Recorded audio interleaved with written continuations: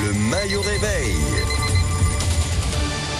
7h56 avec Régis Maillot comme chaque matin. Bonjour Régis. Bonjour Patrick, bonjour à tous. Bon, on a entendu Françoise Degois Oui, nous faire un point sur l'affaire Epstein, mais enfin bon, c'était pas vraiment ça. Le vrai point ce matin, c'est avec vous, mon cher Oui, Régis. tout à fait, mais je dois vous avouer, je suis complètement d'accord avec Françoise, Patrick. Vive la transparence. D'ailleurs, c'est parti. Ouais. Tout, vous saurez tout sur le zizi, le vrai, le faux, le laid, le beau, le dur, le mou, qu'un grand coup. Arrête, ça m'excite. Alors, j'adore l'affaire Epstein. C'est la meilleure série Netflix du moment. En plus, c'est gratos. C'est écrit par Kafka, produit par la mafia et Marc Dorcel, et c'est même validé par le ministère de la Justice américaine. Je veux dire, c'est une série tellement glauque que même sur Netflix, ils hésitent à mettre à regarder plus tard. C'est vrai.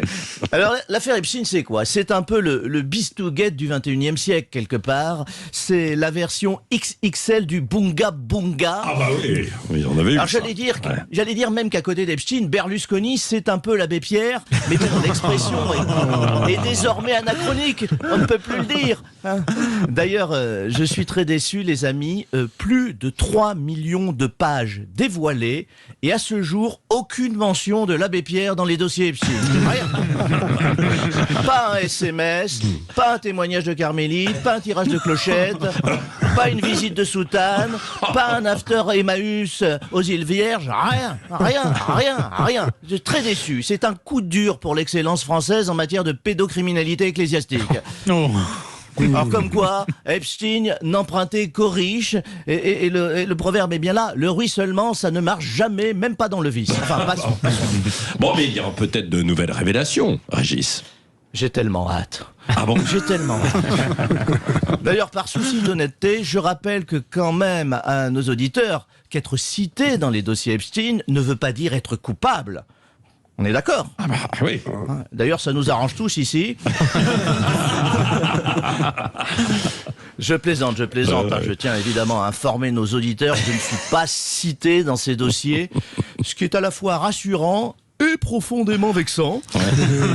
Bah, socialement, c'est dur à encaisser. C'est-à-dire, ça signifie quoi? Bah, ça signifie que tu n'appartiens pas à la haute. Ça signifie que tu fais pas partie de la Ligue 1 du showbiz.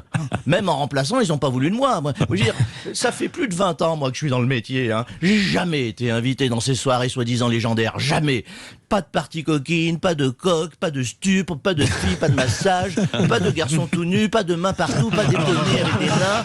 Rien. Même pas un after au Buffalo Grill avec l'attaché de presse. Rien. Je veux dire, le maximum de débauche chez moi, c'était un sandwich au poulet à minuit avec Bernard Mabille sur une aire d'autoroute.